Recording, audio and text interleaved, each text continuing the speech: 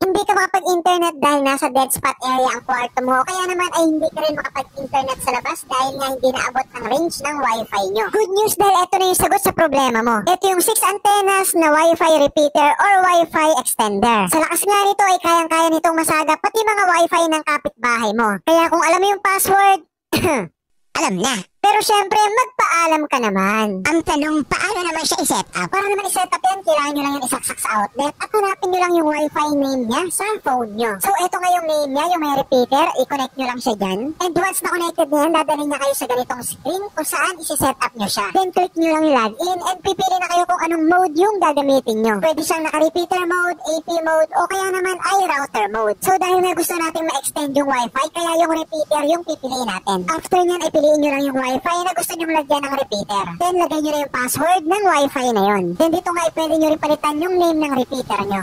Kaya sa mga gustong umorder, nasa comment section po ang link. Salamat!